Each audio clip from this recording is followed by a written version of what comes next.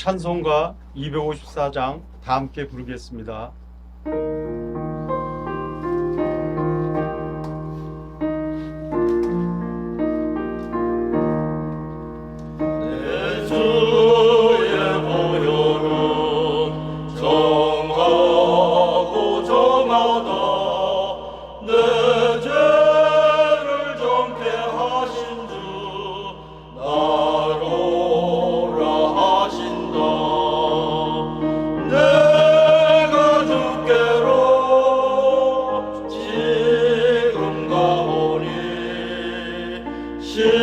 십자가의 보혈로 날 씻어 주소서. 약하고 주해도 주께로 나가면 힘주시고 내 주함을 곧 씻어 주시네.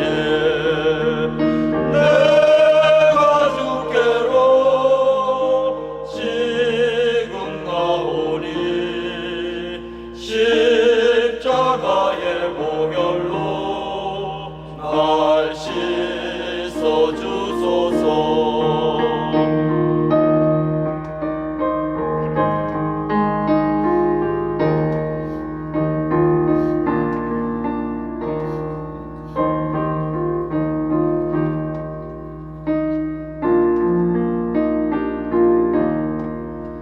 그 피가 맘속에 큰 증거 됩니다. 내 기도 소리 들으사 다 허락하소서. 내가 주께로 지금 가오니 십자가의 보혈로 날 씻어 주소서. 아멘. 하나님 아버지, 오늘 이 아침 주님 앞에 나와 말씀을 듣고 은혜 받게 하시니 감사합니다. 저희가 진리의 말씀을 깨달을 수 있도록 성령께서 인도하여 주시고 이 말씀으로 오늘 하루를 승리하며 살게 하옵소서. 금년도 사순절 기간 동안 저희가 말씀의 자리를 지킬 수 있도록 저희의 환경과 상황을 지켜주시고 주님께서 역사하시는 거룩한 은혜의 자리가 되게 하옵소서. 지금까지 이 나라를 지켜주신 은혜 감사합니다. 4월 국회의원 선거에 주님의 마음에 합한 사람이 선출되게 하시고 이 나라가 하나님의 다스림 속에 평강을 누리는 나라 되게 하옵소서. 세계 곳곳에 발생한 전쟁이 그치게 하시고 평화가 임하게 하옵소서. 우리 주변에 많은 분들이 병으로 고생하고 있습니다. 그분들을 신음소리에 귀 기울여 주시고 속히 회복시켜 주옵소서. 건강이 얼마나 소중한지 일상 가운데 감사하며 주님께 고백하는 회복의 삶이 속히 임하게 하옵소서. 오늘 말씀 전하시는 조인서 담임 목사님을 영육간 강건하게 하시고 선포되어지는 말씀을 통해 주님의 은혜를 체험하는 귀한 시간 되게 하옵소서. 함께 협력하시는 부목사님들과 교회학교 교역자분들에게 하나님께서 함께 하심으로 저희 교회가 하나님께서 기뻐 사용하시는 거룩한 교회 되게 하옵소서. 감사드리오며 우리를 구원하시려고 이 땅에 오신 우리 주 예수 그리스도 이름으로 기도합니다. 아멘. 오늘 우리에게 주신 하나님의 말씀은 누가복음 1장 67절에서 79절입니다. 그 부친 사가랴가 성령의 충만함을 받아 예언하여 이르되 찬송하리로다 주 이스라엘의 하나님이여 그 백성을 돌보사 속량하시며 우리를 위하여 구원의 뿔을 그 종 다윗의 집에 일으키셨으니 이것은 주께서 예로부터 거룩한 자의 입으로 말씀하신 바와 같이 우리 원수에게서와 우리를 미워하는 모든 자의 손에서 구원하시는 일이라. 우리 조상을 긍휼히 여기시며 그 거룩한 언약을 기억하셨으니 곧 우리 조상 아브라함에게 하신 맹세라. 우리가 원수의 손에서 건지심을 받고 종신토록 주의 앞에서 성결과 의로 두려움이 없이 섬기게 하리라 하셨도다. 이 아이여 내가 지극히 높으신 이의 선지자라 일컬음을 받고 주 앞에 앞서가서 그 길을 준비하여 주의 백성에게 그 죄사함으로 말미암는 구원을 알게 하리니 이는 우리 하나님의 긍휼로 인함이라. 이로써 돋는 해가 위로부터 우리에게 임하여 어둠과 죽음의 그늘에 앉은 자에게 비치고 우리 발을 평강의 길로 인도하시리로다 하니라. 아멘. 오늘은 사순절 영상 특세 예수여 나를 기억하소서라는 주제로 진행되는 그 두 번째 시간입니다. 드디어 사가랴의 가정에서 엘리사벳이 아들을 낳습니다. 그리고 그 아들의 이름을 요한이라고 짓습니다. 우리가 잘 알고 있는 세례 요한입니다. 그런데 이 요한이라고 하는 이름은 사가랴의 집안, 사가랴의 가문에서 사용한 적이 없는 이름입니다. 그러면 왜 그렇게 이름을 줬을까요? 하나님께서 천사를 통해 계시해 준 대로 엘리사벳도 그렇게 얘기했고 사가랴도 그렇게 이야기했습니다. 하나님이 계시해 주신 대로 그 이름을 요한이라고 짓자 놀라운 현상이 나타났습니다. 누가복음 1장 64절에 이에 그 입이 곧 열리고 혀가 풀리며 라고 말씀되어 있습니다. 그동안 사가랴는 말을 할 수가 없었습니다. 천사를 통해 준 아들을 낳을 거라는 계시를 처음에는 믿지 않았거든요. 그래서 징벌을 받은 겁니다. 천사가 내 아내 엘리사벳이 내게 아들을 낳아 주리니 그 이름을 요한이라 하라. 그렇게 고지했는데 사가랴는 믿을 수가 없었어요. 자기도 늙었고 자기 아내도 나이가 많았기 때문입니다. 믿지 않았습니다. 불신앙이 뭔지 아십니까? 하나님의 능력을 무시하는 겁니다. 그리고 뭐만 바라보느냐면 지금 자기 주변에 놓여진 상태, 사실, 현상 이런 것만 바라보는 겁니다. 인간의 상식으로는 여인의 나이가 늙으면 아이를 낳을 수가 없습니다. 그러나 천지의 창조주이신 하나님께서 함께 하시면 고목나무에 꽃이 피듯 늙은 엘리사벳도 잉태하고 아들을 낳을 수 있습니다. 불신앙에 빠진 자들은 자기들의 눈이 이 세상에서 벌어지고 있는 현상을 정확하게 보고 있다고 착각하고 있습니다. 어떤 사람이 믿음의 사람인 줄 아십니까? 하나님의 능력을 믿는 사람, 하나님의 말씀을 받아들이는 사람이 믿음의 사람입니다. 사가랴는 뒤늦게 깨달았습니다. 불가능한 일로 여겨졌는데 늙은 아내가 아들을 낳았기 때문입니다. 늦었지만 사가랴는 그것을 믿음으로 받아들이고 천사가 지시한 대로 아들의 이름을 요한이라고 지었습니다. 그러자 입이 열리고 혀가 풀려서 말을 하게 될 수 있었습니다. 열리고 풀리다. 아네옥스데 헬라어로 그렇게 말합니다. 열리고 풀리다. 이 말씀을 묵상하면서 우리 성도들의 인생이 이렇게 됐으면 좋겠다. 열리고 풀리다. 모든 인생들이 아마 자기 인생에게 일어나기를 원하는 그리고 바라는 표현이 열리고 풀리는 것일 겁니다. 그런데 성경은 우리에게 열리고 풀리는 길이 있음을 가르쳐주고 있습니다. 믿음이 회복되어야 인생이 열리고 풀립니다. 날씨가 따뜻해져야 얼은 것이 녹아지는 것처럼 믿음이 회복되어야 닫혔던 것이 열리고 막혔던 것이 풀리는 역사가 이루어집니다. 믿음이 회복되어야 됩니다. 이번 사순절 기간에 우리 사랑하는 성도들 믿음이 회복되기를 바랍니다. 믿지 못하면 닫히고 믿지 못하면 막힙니다. 믿으면 열리고 믿으면 풀립니다.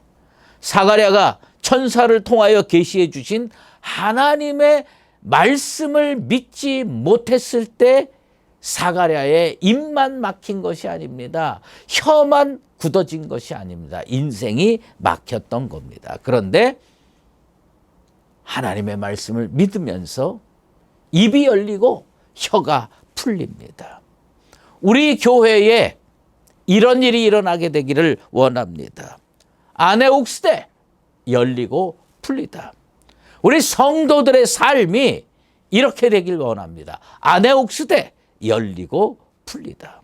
이번 사순절 기간 동안 우리가 금식하면서 더욱 믿음이 회복되기를 원합니다. 기도하면서 더욱 믿음이 회복되기를 원합니다. 그래서 그동안 막히고 다쳐서 고생했던 모든 인생들이 하나님 앞에서 믿음으로 나아가 주의 말씀을 믿어서 열리고 풀리는 역사가 일어나게 되기를 주의 이름으로 축원합니다. 사가랴는 아들 세례 요한을 낳고 성령 충만함을 입어서 예언을 합니다. 그것이 오늘 말씀입니다. 그런데 사가랴가 가장 먼저 하나님께서 주 예수를 이 땅에 보내셔서 주의 백성들을 속량하시고 구원을 베풀어 주심을 찬양했습니다. 지금 왜 이 예언을 했고 왜 이 찬양을 하나님께 올려드렸느냐? 자기 집에서 도저히 바라볼 수 없는 아들 하나님의 은혜로 얻었기 때문입니다. 그러면 제가 사가랴의 입장에서는 어떻게 했을까? 아유 하나님 아들 주셔서 감사합니다. 자기 아들 얘기부터 했을 겁니다. 물론 신앙의 표현으로 했겠지만 우리는 다 뭐부터 앞세우느냐? 자기부터 앞세우고 자기 식구부터 앞세우고 그렇게 합니다. 그런데 사가랴는요 결코 순서를 바꾸지 않았습니다. 사가랴가 한 것이 뭔지 아십니까? 예수 이름 높이고 주님 찬양하고 속량과 구원에 대해서 예언을 하고 자기 아들 이야기는 저 뒤에다가 밀어놨다고 하는 겁니다. 사가랴가 얘기한 속량, 리트루오라고 하는 말은 누군가 어떤 사람이 죄값을 대신 지불하고 자유를 얻게 된다는 뜻입니다. 죄로 인해 멸망할 수밖에 없는 인생, 죄로 인해 죽을 수밖에 없는 인생, 이 모든 인간의 죄를 대신해서 하나님께서 속량하셨습니다. 예수 그리스도께서 십자가에 달려 돌아가시게 하여 그 피값으로 말미암아 사람들로 하여금 죄사함을 받게 했다. 그게 뭐냐? 속량의 뜻입니다. 하나님은 왜 우리를 속량하시고 구원하시기를 원하셨을까? 우리는요, 죄인인 까닭에 우리 힘과 우리 능력으로 자신을 속량하거나 구원할 수 없는 무익하고 연약하고 무지하고 무능한 존재이기 때문입니다. 구원에 있어서는 우리는 완전히 무능력한 존재들입니다. 하나님께서 손 내미셨습니다. 뭐요? 예수 그리스도를 통해서 우리에게 손 내밀어 주셨습니다. 그래서 하나님께서요 우리의 죄값을 대신 지불했습니다. 뭘로? 예수 그리스도의 피값으로. 그래서 우리는 속량받았다고 이야기할 수 있는 겁니다. 나는 우리 성도들이 예수의 피값으로 나같이 할 수 없는 죄인이 속량받았구나 믿게 되기를 주의 이름으로 축원합니다. 속량의 결과가 무엇입니까? 75절에 놀랍게 제시되고 있는데 속량받으면 구원받은 자가 된다는 겁니다. 자유롭게 된다는 겁니다. 그런데 단순히 구원받고 끝나는 것이 아니라 이제는 자유롭게 되어서 성결한 존재로 의로운 존재로 종신토록 두려움 없이 섬길 수 있게 되었다는 겁니다. 우리의 영적 목표가 여기에 있습니다. 그게 뭡니까? 구원받았으니 하나님 섬기며 살겠습니다. 구원받았으니 속량받았으니 남은 인생 종신토록 예수 이름 높이며 살겠습니다. 하나님께 영광 올려드리며 살겠습니다. 섬기며 살겠습니다. 결단하고 실행하는 나와 여러분 되시기를 바랍니다. 사가랴는 이 놀라운 구원의 능력이 자기 후손인 세례 요한을 통하여 일어나는 것이 아니라 요셉과 마리아의 아들에게서 일어남을 미리 알고 예언했습니다. 사가랴는요, 오직 주님만 높이고 자기나 자기 아들 자랑을 하지 않았습니다. 우리가 사가랴를 통해서 배워야 할 것이 하나 있습니다. 그것이 뭔지 아십니까? 사도 바울처럼 우리는 예수 그리스도의 십자가 외에는 결코 자랑할 것이 없는 존재임을 깨달아야 됩니다. 주의 이름 높이며 하나님께 영광 올려드리며 사는 것, 그것이 우리가 본받아야 할 삶입니다. 이 사가랴의 예언은요, 총 12구절로 되어 있습니다. 그 중에 하나님에 대해서, 예수님에 대해서 10구절을 할애하고요. 자기 아들 세례 요한, 이제 탄생해서 너무 기쁘고 자랑스러운 자기 아들 세례 요한에 대해서는 단 2구절로만 말씀하고 있습니다. 그런데 세례 요한에 주어진 역할은 뭡니까? 주 앞에 앞서가서 길을 준비하는 역할입니다. 하나님 영광 받으시고 예수님 찬양 받으시기에 합당한 존재임을 알고 자기 아들은, 이제 태어난 자기 아들 뭐 일해야 되느냐? 주의 길 준비하는 사람이 되어야 되는 겁니다. 세상 사람들에게 지금 태어난 당신의 아들 누구의 길을 준비하면서 살게 될 겁니다. 그러면요, 화가 나서 몽둥이 들고 쫓아올 겁니다. 여러분, 세례 요한의 역할이 별 볼 일 없어 보입니까? 아닙니다. 하나님의 아들 만왕의 왕이신 예수 그리스도를 세상에 알리는 일보다 귀한 일은 없습니다. 12구절 중에서 2구절이면 어떻고 12구절 중에서 2단어면 어떻습니까? 주 예수 이름 높이는 일이면 저는요, 점 하나만 찍는 일, 아니 점 반만 찍는 일만 해도 마침표여도 상관없습니다. 하나님께서 맡겨주신 그 사명 감사한 마음으로 감당해야 합니다.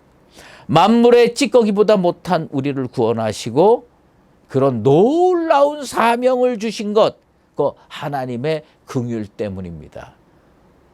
나를 사용해 주신 것만도 감사합니다. 그러므로 우리는 두려움 없이 주님을 섬겨야 됩니다.